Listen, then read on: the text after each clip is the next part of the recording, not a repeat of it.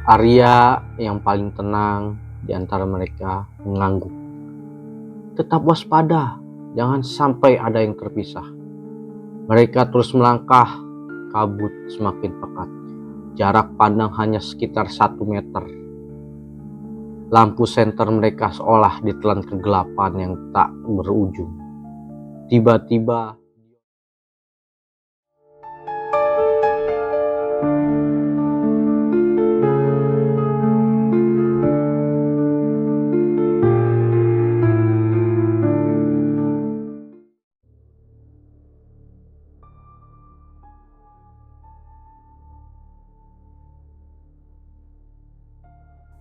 Assalamualaikum warahmatullahi wabarakatuh, teman-teman. Perkenalkan, saya Reza Kristia Permadi di channel ini yang bernama Di Antara Kalian. Sedikit pembukaan channel ini mengisahkan kisah cerita horor yang cukup menakutkan, entah nyata atau tidak, tapi ini memang benar-benar terjadi. So, di video pertama ini gue mau menceritakan pendakian horor di gunung bersama mereka yang tak lagi hidup. Jadi simak video ini sampai habis biar nggak penasaran. Angin dingin menusuk tulang, membawa aroma tanah dan dedaunan membusuk. Jarum jam menunjukkan pukul 2 dini hari. Arya, Bima, Citra, dan Dion memulai pendakian di Gunung Salak. Mereka adalah kelompok pendaki berpengalaman, namun ada aura yang berbeda kali ini. Sebuah intuisi ganjil menggelayuti pikiran mereka, seolah gunung itu menahan nafas.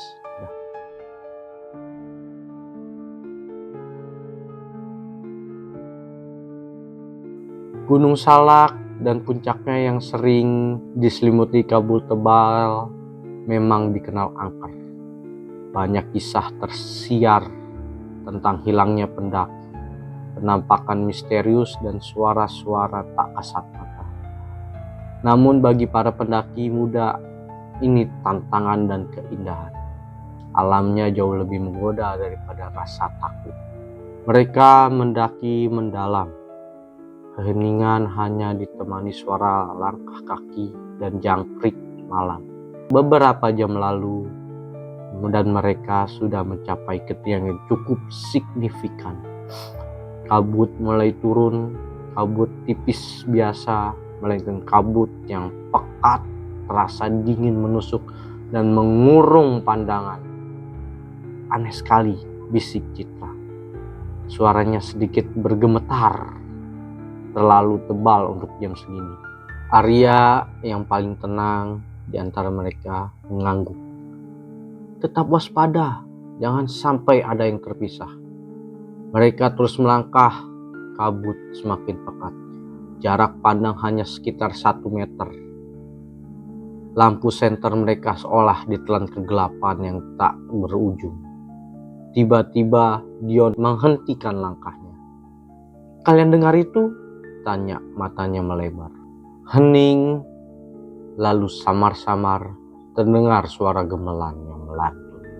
Melodi Jawa klasik yang indah, namun terdengar sangat melankolis dan jauh. "Gamelan?" Bima mengerutkan hening. "Siapa yang main gamelan di tengah gunung begini?" Arya merasakan bulu kuduknya merinding. "Jangan hiraukan, mungkin suara dari kejauhan." Namun suara gamelan itu semakin jelas, seolah mendekat.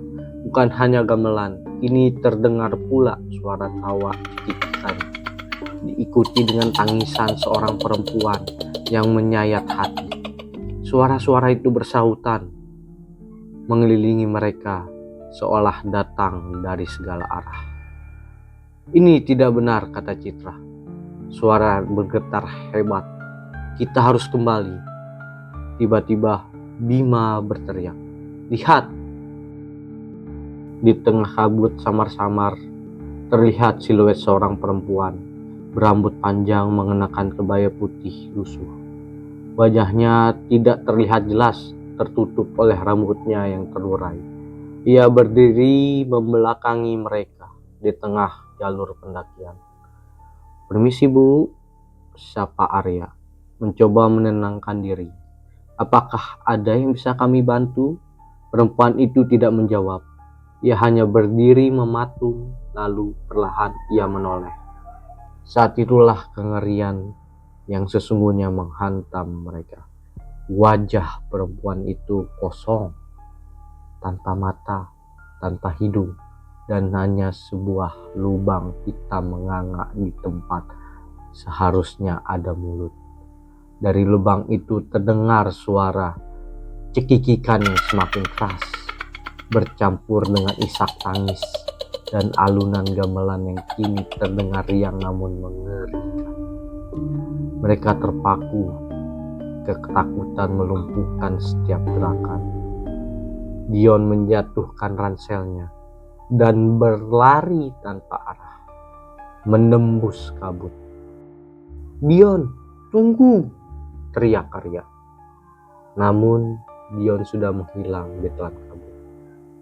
"Kita harus pergi dari sini." Bima menarik tangan Citra dan mereka berdua berlari mengikuti arah yang sama dengan Dion. Arya yang paling tersadar berusaha memanggil mereka.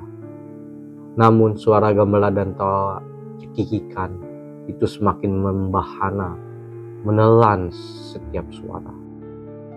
Arya tersisa sendirian, terperangkap di tengah kabut yang kini terasa bernyawa. Ia berusaha mencari jejak teman-temannya, namun setiap langkah yang ia ambil terasa semakin dalam ke dalam jurang. Kebingungan, pepohonan di sekelilingnya tampak bergerak, seolah-olah dahan-dahan itu adalah tangan-tangan yang siap mencengkeram. Ia terus berjalan, berteriak memanggil nama teman-temannya. Namun yang ia hanya dengar hanyalah gaung suara sendiri yang dipantulkan oleh kabut. Suara gamelan dan cekikikan itu tidak pernah berhenti, seolah-olah menjadi musik latar belakang yang mengiringi kegilaannya. Sampai akhirnya ia menemukan sebuah gubuk yang tak terawat di tengah hutan.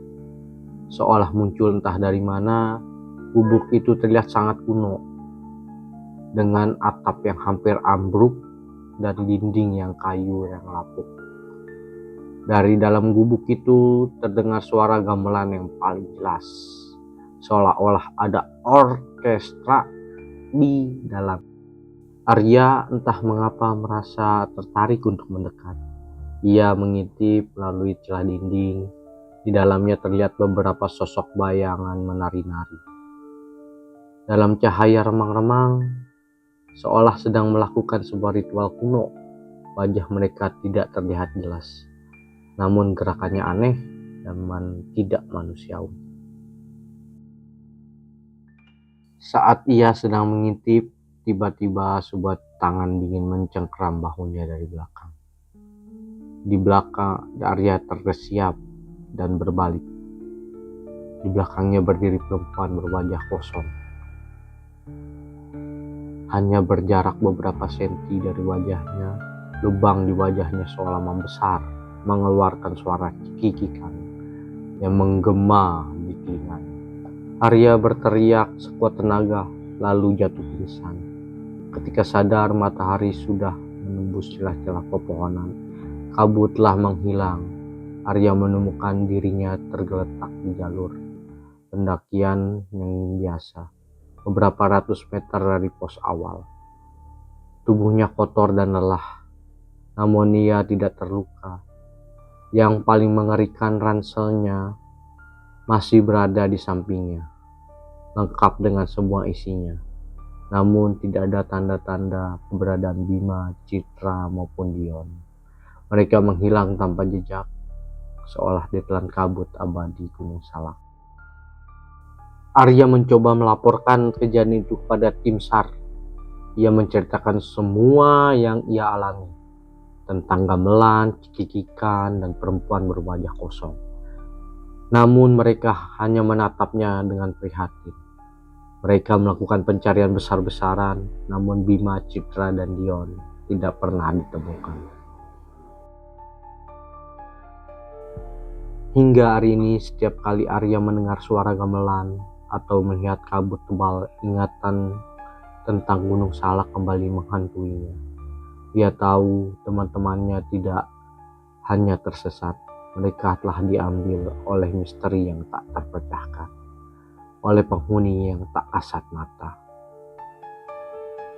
Gunung Salak yang selamanya bersembunyi di balik kabut abadi, dan Arya adalah salah satunya saksi bisu dari kengerian yang sesungguhnya.